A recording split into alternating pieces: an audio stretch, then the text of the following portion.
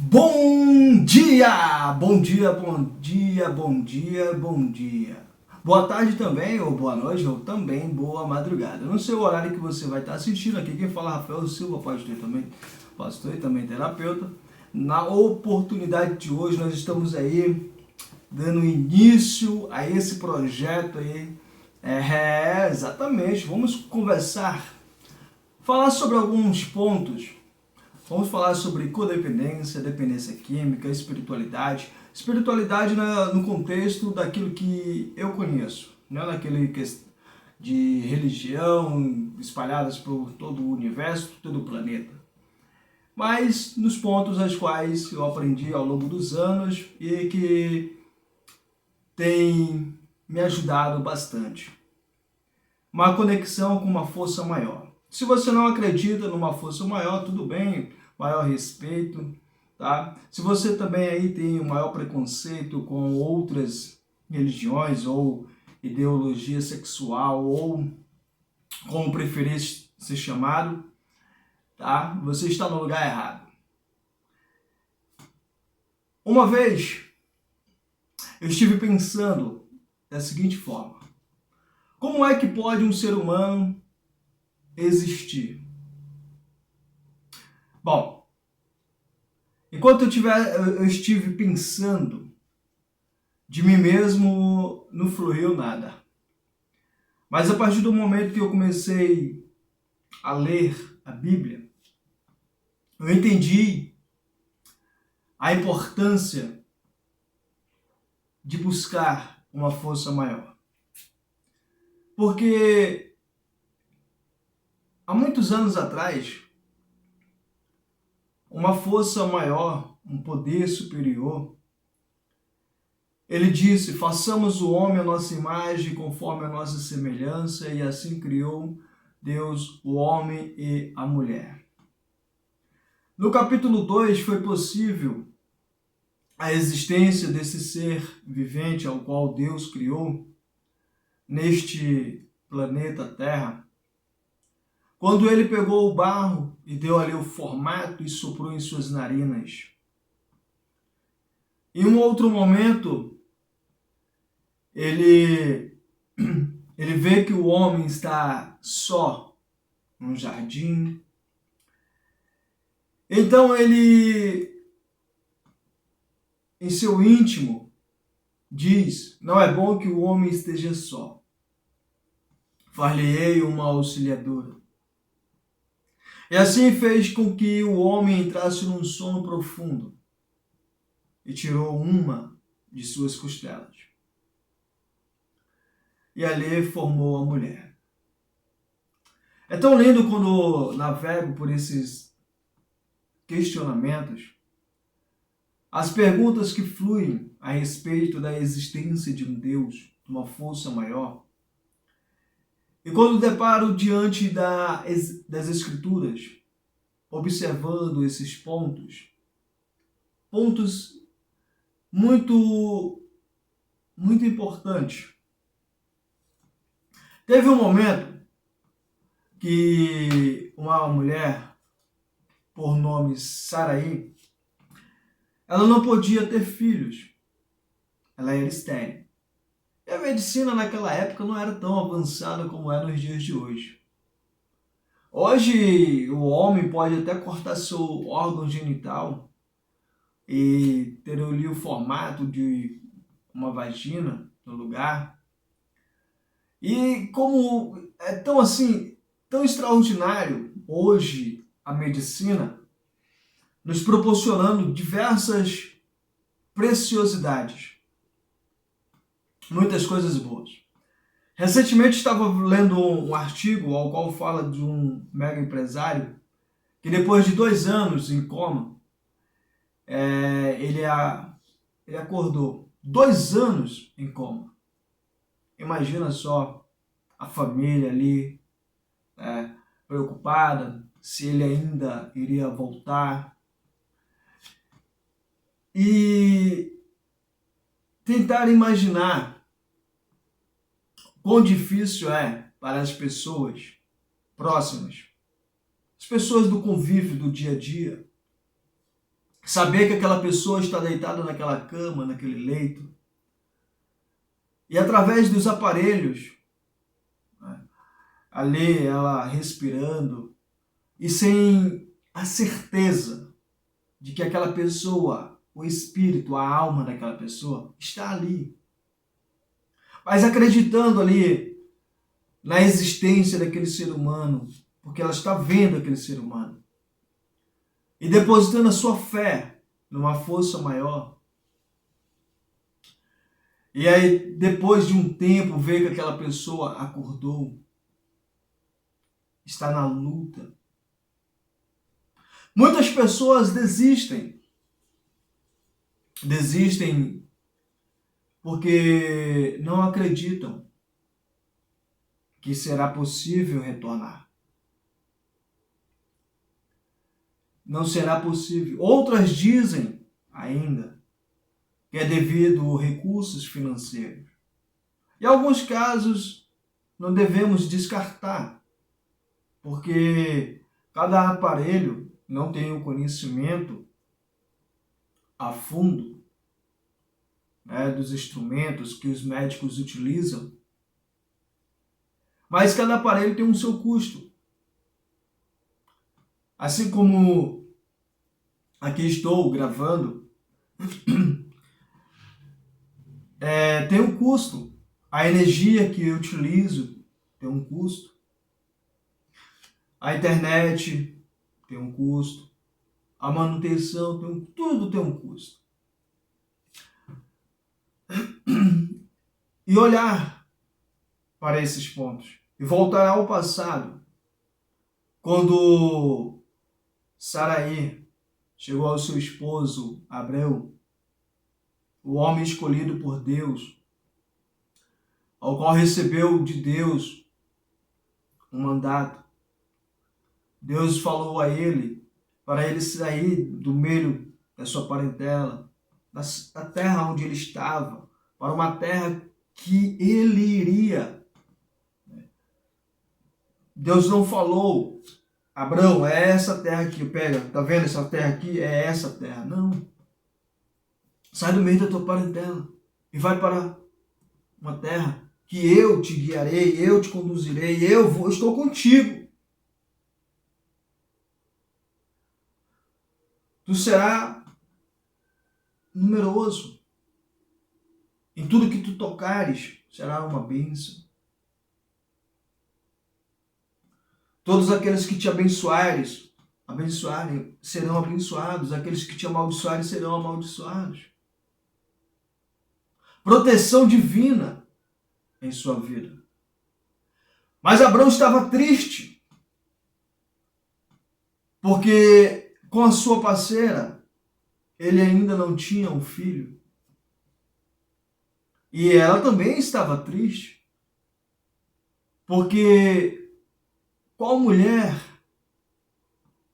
principalmente naquela época, não gostaria de ter um filho?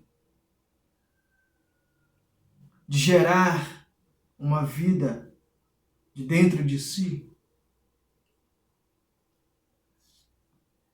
E olhando para todas as possibilidades diante de seus olhos,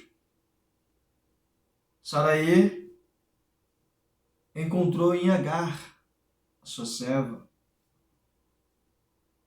para que Abrão se deitasse com ela e dela viesse um fruto. E ela iria tomar como se fosse dela, iria cuidar, amar e respeitar como se tivesse saído do seu próprio ventre. Mas não era o filho que Deus havia prometido. Não era o fruto ainda que Deus havia prometido. Não. Mas Deus não o rejeitou. Quando Ismael nasceu, Deus também o abraçou.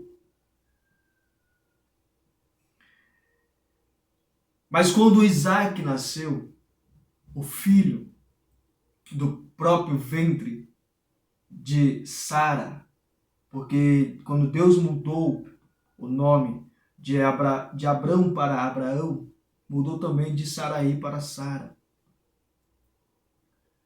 E quando Isaac nasceu, Sara, ela protegeu seu filho num momento ao qual Ismael zombava dele. Então Sara, protegendo seu filho como qualquer uma outra mãe faria para proteger seu filho, ela chegou a Abraão e falou para ele, para que ele pudesse mandar Agar embora, juntamente com o seu filho Ismael. Abraão, naquele momento, ele poderia parar ali diante de Sara e dizer para ela: olha, você me veio com a proposta, você trouxe essa proposta para mim, mas agora me pede para mandar o meu filho embora? Não, eu não vou mandar meu filho embora. Mas quando Abraão, diante dessa situação, ele foi questionar com Deus. E Deus disse: faça tudo conforme a tua mulher falou. Ou seja, Deus deu a Abraão o momento de ele refletir. Porque quando Saraí chegou até Abraão para ofertar sobre Agar, Abraão não foi até Deus perguntar a opinião dele.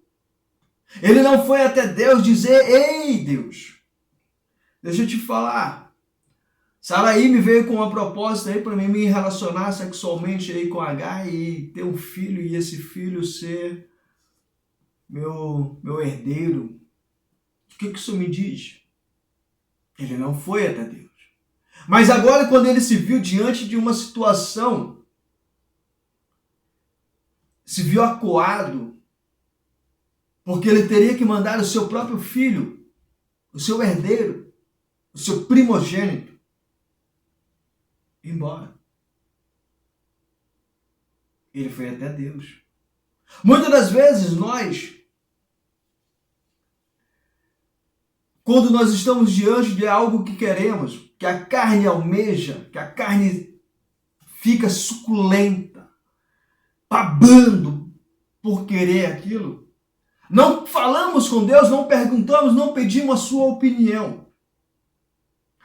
Mas quando as coisas começam a ficar complicadas, aí vamos questionar. Lembra das pessoas que estavam no barco com Jesus Cristo? Jesus estava na parte de baixo descansando. Uma grande tempestade começou, vento forte. Todos entraram em desespero e foram chamar Jesus Cristo. No momento da tempestade, no momento do vento forte, recorremos a Deus. Mas quando o vento está calmo, não tem uma tempestade, quantas vezes paramos? Quantas vezes pedimos a opinião de Deus? Eu olho para a minha vida e vejo cada decisão que tomei no passado e as que tomo no dia a dia. E quando me deparo diante de muitas decisões das quais eu tomei, sem ao mínimo dar a importância de perguntar qual era a opinião de Deus, e depois querer questionar, perguntar a Ele o porquê de Ele ter me abandonado, ter me deixado sozinho. Mas na realidade, isso nunca aconteceu. É porque eu deixo de lado. Eu não me importo em pedir a opinião dele. E é isso que necessita ser mudado. Para muitas pessoas, a atitude que Deus tomou ao falar para Abraão: pega o teu filho, o filho da promessa, leva ele e me oferece como sacrifício. Parece até uma questão de, tá vendo? Você não pode.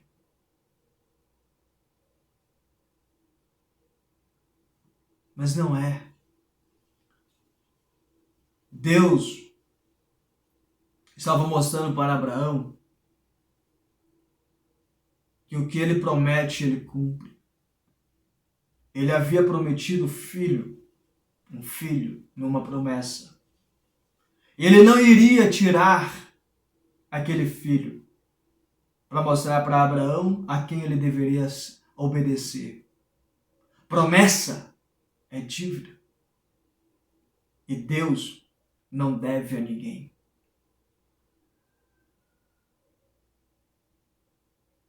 Não deve a ninguém. Reflita, pense. O que você tem feito? Não precisa me responder. E o que eu tenho feito? Quais as mudanças que eu tenho buscado fazê-las na minha vida para ser uma pessoa melhor? Ser um marido melhor, um pai melhor, um pastor melhor, um terapeuta melhor, um treinador, um amigo, um vizinho, um colega. Porque, olhando para o meu passado, diversos erros eu cometi. Muitos. E não foram brincadeiras. Foram erros. Erros prejudiciais que machucaram não só a minha pessoa, como outras pessoas.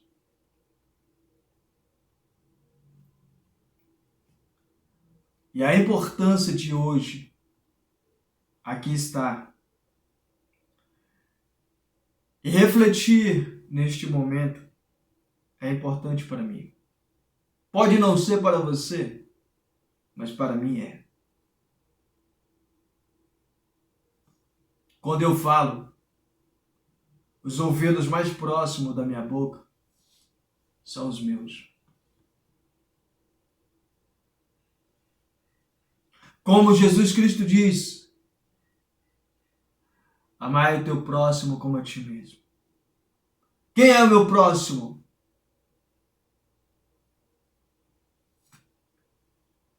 Próximo de mim? As pessoas que estão à minha volta. Mas eu não posso amá-las se eu não me amar. Eu não posso zelar por elas se eu não zelar por mim. E se eu não tiver capacidade de me amar, eu não terei capacidade de amar o meu próximo. E se eu não tiver capacidade de amar o meu próximo, jamais terei capacidade de amar a Deus.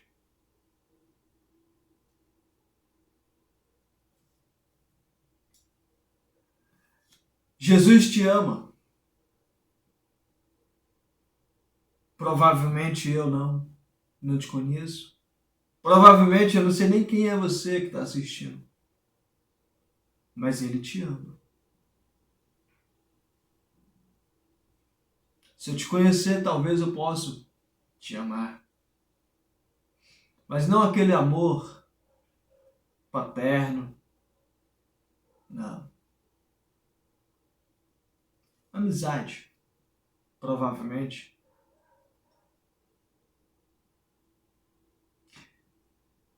E olhar para isso é lembrar do quão importante eu sou para Deus, para mim e para quem me ama.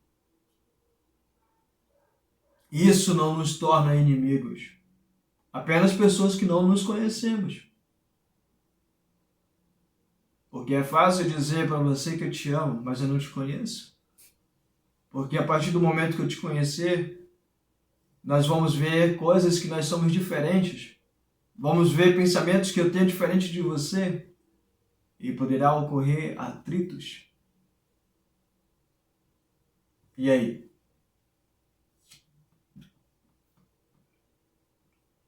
Pense, reflita sobre a sua vida. Nunca esqueça disso. Estamos aí no mais um momento maravilhoso.